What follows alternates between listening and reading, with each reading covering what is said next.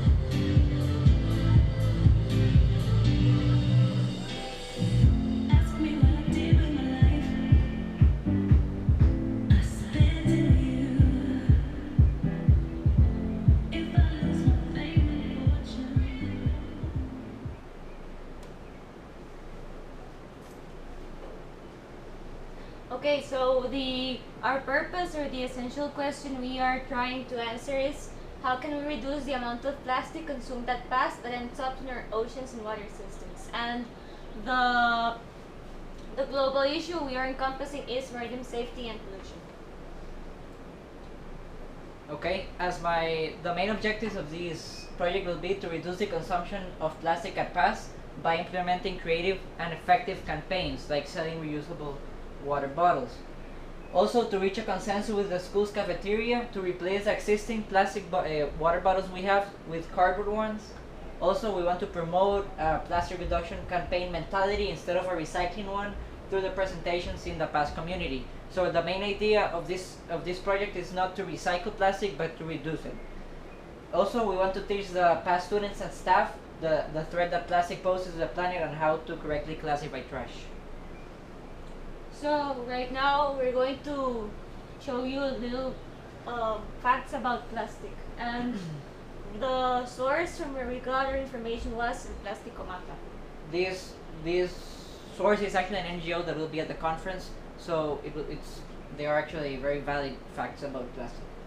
It is estimated that 90% of newborn babies and adults are contaminated with endocrine disruptors and other toxic products that come from plastic. Also, these endocrine disruptors are associated with diseases like cancer, reproductive problems, diabetes, obesity, and autism. Also, it is a fact that 100% of the beaches around the world have microplastics in the sand. 100% of also seawater samples have bisphenol A, which is an endocrine disruptor present in plastic. So we have thrown so much plastic away into our water system that they have ended up in our oceans and in every beach around the world. So it's a huge global problem, and it is estimated that we're going to have plastic beaches in the future instead of sand ones. Also, millions of animals from 370 species are eating these microplastics and plastic objects found in the ocean, and this is affecting our health. Why? Because these fishes that are eating the plastic are part of our food chain. So when we eat these fishes that have microplastics in the meat that we are eating, we are evidently contaminating our bodies with plastic. So the plastic we're throwing away is the plastic we're now eating. Also, we're living a throwaway mentality in which we use one object once and then throw it away. That's a problem of straws, water bottles, for example. In the US, 500 million water bottles are discarded every week, and this could circle the earth 5 times. So the main problem with the plastic that contaminates, it's the ones that we use once and throw it away. Plastic bottles, straws. For example, the plastic keyboards in your computer that you use for more than 5 or 10 years, they're not that much of a problem. It's the one that we use once and throw it away. Also, every 5 minutes, 2 million plastic bottles are discarded. This is enough to cover 8 soccer fields. An example of this, of the size of this problem, is Midway Island, which is an island that is located in the northwestern Pacific Ocean, if I recall correctly, and even though it's 2,000 miles from the nearest continent, we can find huge bottles of plastic and plastic contaminants in the island. For example, as we were explaining before, this fish has plastic pieces in its meat, and when we eat this fish, we actually don't notice, and we are evidently eating the plastic bottles. Fishes think that plastics are part of their food chain, and so they eat it, and they're actually dying, affecting all of our health. Now, plastic consumption at Pan American School. I'll explain a little bit about our project. First, I'd like to start by explaining what is NHS. NHS is an organization that we have in our school that is actually international, and what we mainly focus on is doing community service projects to help our community and our school. Diego and me are members of NHS. As a matter of fact, we are the president and the vice president, and we started this project a few years ago when we noticed the big amount of plastic that was consumed at Pan American School and how badly that affected our environment. So we wanted to reduce this consumption, and we started by doing many campaigns, presentations to the staff and the students in our school to see if we can change their mentality, promote their ecological conscience, and also to reduce the plastic that was consumed. So first we did presentations, like informing them about plastic and the problems that it brings to people in high school, in middle school, and in primary, and also to the staff because they were also a big part of the problem. Then we did physical and social media campaigns, which were mainly posters, in which we did 2 types of posters, one that was more informative and one that was more like visual, and to put around the school so that people will always have it present.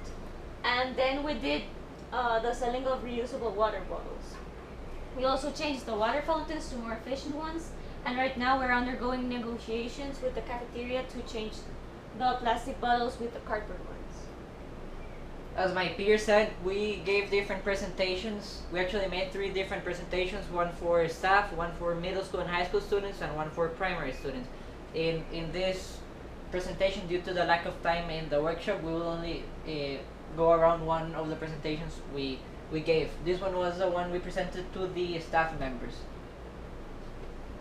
So, well, we, as my partner said, we gave an overview of the problem of plastic pollution by giving facts and pictures. And for example, we gave a fact that around 70% of the plastic we recycle, it's actually not recycled, and different facts that will increase the conscience and ecological awareness of the staff members. So we ended up to our essential question, which is how can we reduce the amount of plastic consumed and passed that ends up in our oceans and water systems. So we begin with different campaigns. The first campaign was a teaching campaign, the social media campaign, and the physical campaign. Also, we gave some facts about what personal actions you could take to reduce your own plastic consumption and footprint. So the main idea of these presentations was to introduce our project and tell them what the objective that we were going to try to achieve throughout last year. We gave these presentations between June and July of last year, 2015. So these are some of the posters that we made, and we wanted to include a lot of images and information at the same time so that people would rid themselves of some preconceived or mismade information they had about plastic. So as you can see, many people think that recycling is good, but it actually isn't. Like, think about others, not just about yourself. Like, we wanted them to understand that when we consume this big amount of plastic, it will not only kill ourselves, but also the world and the animals around us. This we also made like some posters for primary school and some for high school and middle school. For example, this is one that we made specifically for primary. And as we continued with this project, we realized that one of the biggest problems we had was with classification of the bottles, because we have two main trash cans. One is green, that is like for almost all the trash, and one is blue, that is for plastic, but people didn't understand that, so they like threw like a lot of things that were not plastic bottles in the blue bin, and that made the recycling and the classifying that is done in our school almost like it isn't important, it doesn't work. This is another one that we did. I think it's fair. So we printed around 80 posters and we pasted them around different areas of the school. More importantly, on top of the trash cans, so that people realize when they're throwing away the plastic, the impact that it has in the world. This is one of the informative posters, which has some facts. But the thing about this campaign was that it didn't make much of a difference, because people were still throwing the plastic where it did not belong, or throwing other things in the blue bin. So we made this other poster that goes directly under the blue bin, which says, please only clean plastic bottles in the blue bin. As you can see, it's very specific so that people can classify correctly. Actually, it seems kind of easy that when we gave this presentation, but it's not. We needed to educate or give these presentations to more than 700 students and staff members around the school. So this meant that a group of 30 students of the NHS divided in a group of 3, 4 people or 5 people, and we assigned a class to each group, to which they presented obviously the presentation, and they actually conducted a workshop. So it was actually a challenge, a very long process. It was more than 4 months of planification, meetings with the directors of primary, directors of high school, to see which dates we could have one block, which is 40 minutes, to give our presentations and carry out the project. So it was actually kind of difficult. It's not as easy as it seems, and I think we have been able to accomplish our goals. Then another thing that we did that was very important was selling of these bottles. This also was a huge process. We had to make surveys regarding what bottles people would like, and then we had to have them done, and then we actually had to sell them. And it came as a big surprise that we sold more than 300 bottles in our school. It's actually not very big, so it was a huge improvement. Our school has like 400 students in high school and middle school, and 500 in primary. It's not a huge school. Also, another of our initiative at NHS is not only that we are the ones promoting this project, but we wanted everyone to get involved. So we went to meetings with the directors and we presented the project, and we also encouraged them to take further details to improve it. For example, changing the existing water fountains with more attractive ones and more efficient ones, so they're energy efficient ones, so that the students refill the water bottles and they feel more attracted to reduce their their plastic consumption. This is like in the stage where we at, which is changing the water bottles in the cafeteria, the plastic ones, with cardboard ones. We identified the supplier here at Costa Rica, which is Rainforest Water. They are located in Sarapiquí, and they bottle the water in cardboard bottles. So we had a meeting with the cafeteria where we presented this project, this initiative, and they informed us that every month they buy 36 packages of 12 plastic water bottles. This means that more than 432 plastic water bottles are sold at the school for around $1.4 each. So our idea is that by replacing those plastic bottles with these cardboard ones, we'll be reducing our consumption by 320 bottles every year, because we have like 10 months of classes. Rainforest bottles, which are these ones, are around the same size, like 500 to 600 milliliters, and they'll be selling by the same price, so it will be attractive to the students, and we'll be reducing greatly our plastic consumption at the school. This company has 5 options, which are glass ones, but we'll be only focusing on the cardboard ones because glass is very dangerous for little kids at the school. That was one of our ideas, but we couldn't carry it out due to the hazard it presents. So, well, this project, No Plastic Pass, is actually a project that is still ongoing.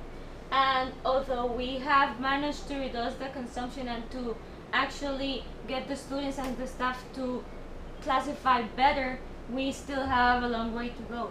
So these are some ideas that we have to further promote our project. And we have competitions between classrooms, like to have them to see who recycles better, who classifies better. Maybe make a competition to see who consumes less plastic. Also, we have this idea that is no trash can day, in which we will literally hide every trash can in the school and put cameras and see how people react, and put like one trash can in a certain place and see what people do. The iced tea initiative, another product that is very consumed at our school is iced tea. So we wanted to see if we could find a way to put a dispenser with iced tea instead of having the plastic bottles with iced tea, so that we could further reduce our plastic consumption. So actually last week we noticed that in Costa Rica there is actually a project in the legislative branch of the government, which is to put up a tax on plastic.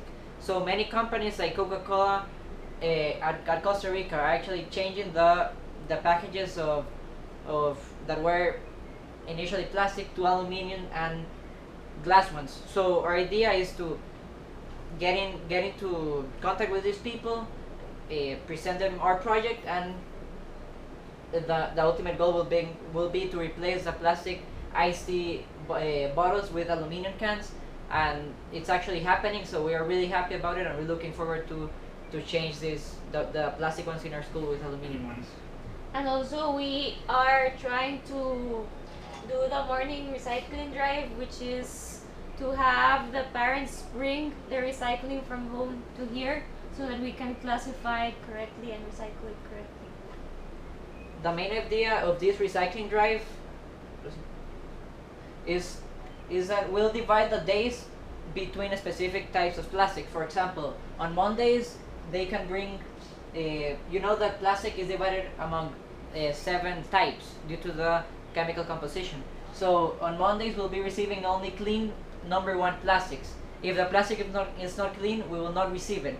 Then the main idea is that we contacted a recycling place that will send a truck to pick up all the garbage of Mondays, Tuesdays, Wednesdays, Thursdays, and Fridays, and they actually buy your plastic if it's clean and correctly classified. So this will be a good project, not only to recycle what we are still consuming, and to ensure that what the students of Pan American School are consuming at their house is going to be recycled, but we also have an economical benefit for the organization, and we could use this money to further implement new machines, new water fountains, to sell more bottles and other projects, so that we can focus on reducing again our plastic consumption.